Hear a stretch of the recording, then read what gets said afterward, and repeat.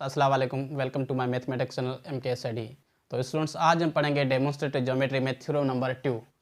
Theorem number 2, जैसे कि मैंने आपको पिछले लेक्चर में थ्योरम नंबर 1 प्रूव कराया था, तो आइए देखते हैं थ्योरम नंबर 2। तो थ्योरम नंबर 2 कहता है if a side of A triangle is extended, मतलब हमें एक ट्रायंगल गिवन है और उस ट्रायंगल की एक साइड को हम एक्सटेंड कर देते हैं।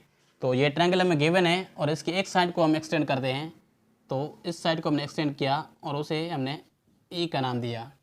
Then exterior angle so formed is in measure greater than either of two interior opposite angles। मतलब ट्रायंगल की जिस साइड को हमने एक्सटेंड किया है तो वो साइड जो एक्सटीरियर एंगल बन रही है वो एक्सटीरियर एंगल ग्रेटर देन होगी उसके दो इंटीरियर अपोजिट एंगल से ग्रेटर देन होगी। तो बेसिकली यही है हमारा थ्योरम है।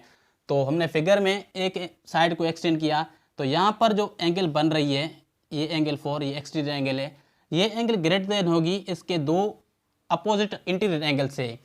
तो आइए देखते हैं इंटीरियर और एक्सटीरियर किसे कहते हैं। एक्सटीरियर एंगल उन तमाम एंगल्स को कहते हैं जो एंगल की बाहरी एंगल हो, तो उसे क्या कहते हैं, एक्सटीरियर एंगल। और इंटीरियर एंगल जो ट्रायंगल की अंदर में एंगल बने, अंदरूनी एंगल हो, उसे क्या कहते हैं, इंटीरियर एंगल। तो यहाँ पर एंगल 1, 2, 3 क्या है, इंटीरियर एंगल्स, और एंगल 4 क्या है, ये हमारी एक्सटीरियर एंगल है। तो थ्योरम कहता है जो एक्सटीरियर एंगल बन रही है वो एंगल जो होगी ग्रेटर देन होगी उसकी अपोजिट इंटीरियर एंगल से। तो अपोजिट एंगल कौन सी है, 1 और 2, क्योंकि 3 तो क्या है इसकी एडजेसेंट एंगल है। तो हम एंगल 1, 2 से क्या होगी, एंगल 4 ग्रेटर देन होगी। तो बेसिकली यही हमारा थ्योरम है।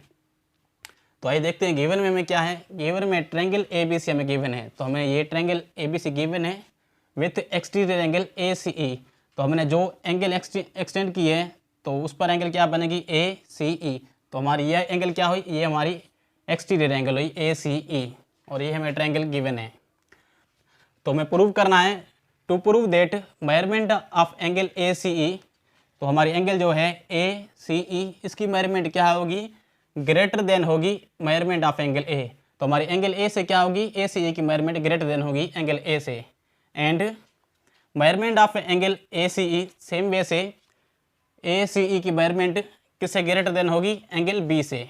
तो हमारी एंगल ACE है वो एंगल A से भी ग्रेटर देन होगी और एंगल B से भी ग्रेटर देन होगी। बेसिकली ये हमें क्या करना है, प्रूव करना है। तो अब इसमें क्या करेंगे, हम कंस्ट्रक्शन करेंगे।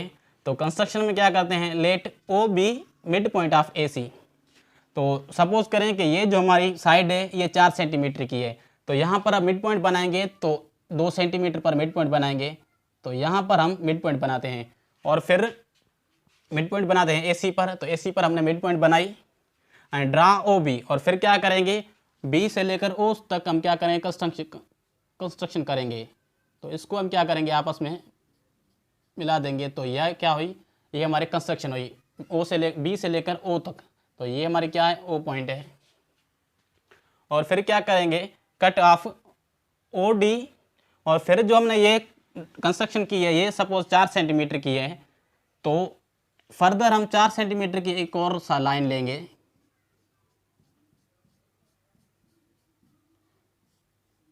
तो इस पॉइंट को हम क्या नाम देंगे, D का नाम देंगे। तो ये 4 सेंटीमीटर की है तो ये भी क्या हुई, 4 सेंटीमीटर की हुई। तो अब OD जो है, OD वो क्या है, कॉन्ग्रुएंट है किसके, OB के, क्योंकि ये भी 4 सेंटीमीटर की साइड है तो ये भी क्या हुई, 4 सेंटीमीटर की है। तो ये आपस में क्या हुई, कॉन्ग्रुएंट है। और कॉन्ग्रुएंट का मतलब क्या है, सेम और साइज, जो शेप और साइज क्या हो दोनों के सेम हो। तो ये भी 4 सेंटीमीटर की है तो ये भी 4 सेंटीमीटर की है, तो ये क्या हुई, आपस में कॉन्ग्रुएंट होगी। और फिर क्या करेंगे, ड्रा CD, और फिर D को और C को क्या कर देंगे, हम आपस में मिला देंगे।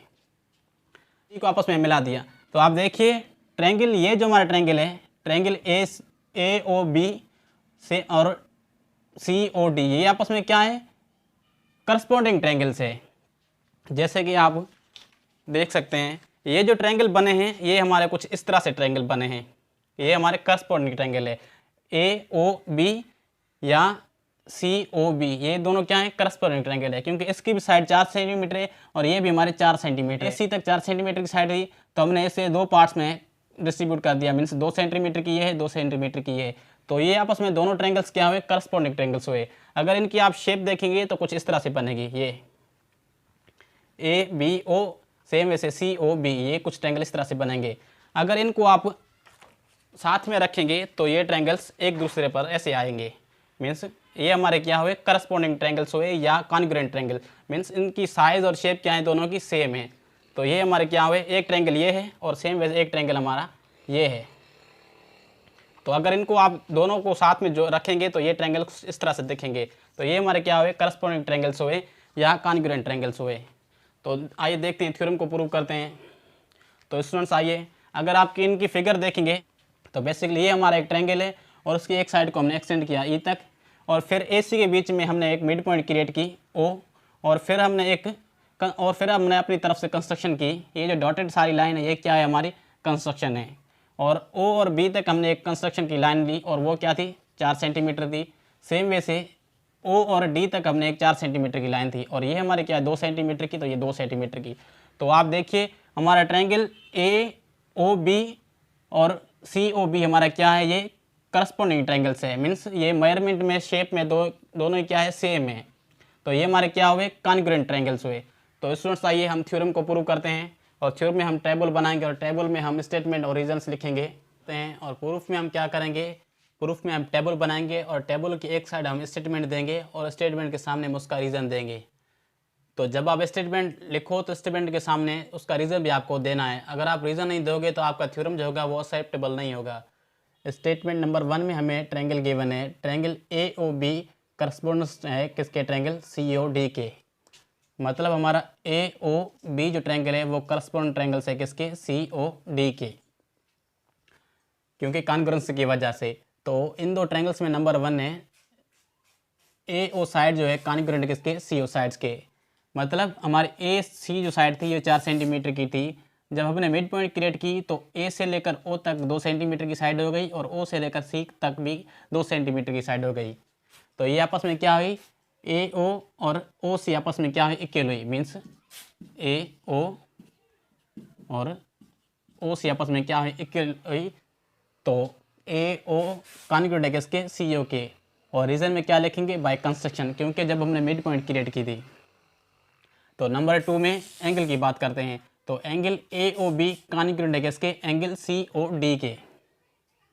तो हमारी angle A O B congruent है किसके, एंगल सी ओ डी के, क्योंकि यहाँ एंगल ओ की बात हो रही है, एंगल ओ की। तो एंगल ओ की बात हो रही है क्योंकि वर्टिकली अपोजिट एंगल है। तो एंगल ये ओ जो है ये किसके इक्वल होगी, इस एंगल के इक्वल होगी। तो आप रीजन में क्या लिखेंगे, बाय वर्टिकली एंगल्स थ्योरम 1, क्योंकि थ्योरम 1 में हमने देखा था कि ये जो एंगल है ये किसके वर्टिकली अपोजिट है, किसके, इसके, और ये जो है अपोजिट किसके, इस एंगल के अपोजिट है। तो आप रीजन में लिखेंगे बाय वर्टिकली अपोजिट एंगल, क्योंकि इसमें एंगल ओ की बात हो रही थी। तो ये हमारे एंगल ओ थी, तो ये एंगल ओ है, तो ये किसके इक्वल होगी, इस एंगल के इक्वल होगी। तो नंबर 3 में साइड जो है हमारी साइड बी ओ कॉन्ग्रुएंट है किसके, साइड डी ओ के। तो जब हमने कंस्ट्रक्शन की थी तो ये साइड हमारी 3 सेंटीमीटर की थी और फर्दर हमने 3 सेंटीमीटर की साइड एक्सटेंड की थी। तो ये इक्वल बी ओ साइड किसके इक्वल हुई, 3 के, डी ओ के, means B O side equal हुई किसके, ओ डी के, क्योंकि ओ बी से लेकर ओ तक भी 3 सेंटीमीटर का डिस्टेंस है और ओ से लेकर डी तक भी क्या है, 3 सेंटीमीटर डिस्टेंस है। तो हमारी ओ बी जो लाइन साइड है वो किसके इक्वल हुई, ओ डी के। तो बी ओ कॉन्ग्रुएंट है किसके, ओ डी ओ के। और आप रीजन में क्या लिखेंगे, कंस्ट्रक्शन लिखेंगे, क्योंकि ये हमने कंस्ट्रक्शन की थी अपने तरफ से। तो ये तो थी 2 ट्रायंगल्स की बात। तो सेकंड नंबर में देखिए, तो हमारी जो फर्स्ट में थी हमारी ए ओ साइड थी किसके इक्वल, सी ओ के, तो हमारी साइड। और सेकंड में क्या थी, हमारी एंगल की बात थी, मीन्स एंगल ओ जो इक्वल थी किसके, angle A O B equal थी किसके, कॉन्ग्रुएंट थी एंगल सी ओ डी के, मीन्स एंगल की बात हो रही थी। और थर्ड में क्या, हमारी बी ओ साइड जो है वो कॉन्ग्रुएंट है किसके, डी ओ साइड के, तो साइड की बात हो रही थी। तो सेकंड नंबर में क्या है, ट्रायंगल ए ओ बी, ये जो हमारा ट्रायंगल है वो कॉन्ग्रुएंट है किसके, ट्रायंगल सी ओ डी के। और रीजन क्या है, साइड एंगल साइड पोस्टुलेट।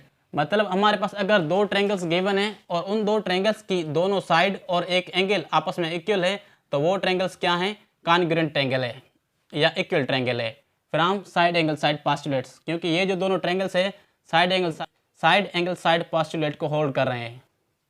तो ये तो थी इन 2 ट्रायंगल्स की बात। तो आइए देखते हैं स्टेटमेंट नंबर 3 में एंगल पर जो हमें प्रूव करनी है। तो angle measurement of angle A equal है किसके, measurement of angle O C D के।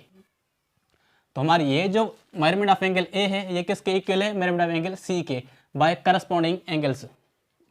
क्योंकि ये जो हमारा ट्रायंगल है ए ओ बी इक्वल है किसके, सी ओ डी के।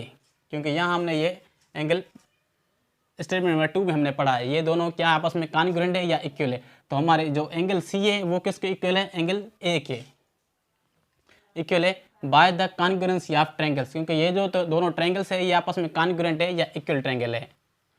तो स्टेटमेंट नंबर 4 में but measurement of angle A C E equal है किसके, measurement of angle O C D plus measurement of angle D C E. मतलब ये जो हमारी ए सी ट्रायंगल है ये किसके इक्वल है, O measurement of angle O C D plus measurement of angle D C ई।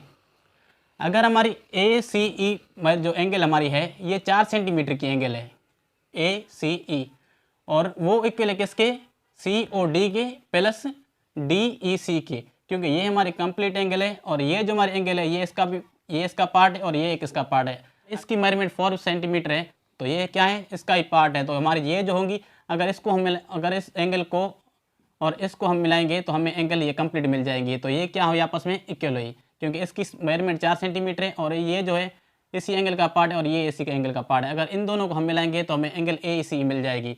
तो ये आपस में क्या है, इक्वल हुई। तो हमारी measurement of angle A C equal है किसकी, measurement of angle O C D plus measurement of angle D C E. क्योंकि ये 4 सेंटीमीटर है और ये 2 है और ये 2 है, ये 2 है। क्योंकि ये दोनों क्या है, इसी का ही पार्ट है, इसी में से हम ये 2 एंगल्स क्रिएट कर रहे हैं। तो अगर इन दोनों को मिलाएंगे तो ये किसके इक्वल हो जाएगी, इसके इक्वल हो जाएगी। और रीजन में हम क्या लिखेंगे, बाय एंगल एडिशन पास्टुलेट्स। क्योंकि इन 2 एंगल्स को, इस एंगल को और इसको मिलाते हैं तो हमें ये एंगल मिलती है ए सी ई।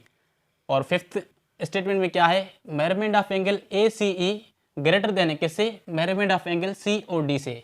क्योंकि हमारी ए सी ई क्या है, हमारी कंप्लीट एंगल है। अगर इसकी जो मेजरमेंट है वो 4 सेंटीमीटर है और हमारी ओ सी डी क्या है, इसी का एक पार्ट है। अगर ये 2 है तो ये 4 है, तो ऑफकोर्स 4 जो होगा वो 2 से क्या होगा, ग्रेटर देन होगा। 4 क्या होगा, 2 से बड़ा होगा। तो 5th में क्या कह रहा है, measurement of angle A C greater than है measurement of angle C O D. क्योंकि सी ओ डी क्या है, इसी कंप्लीट एंगल का एक पार्ट है।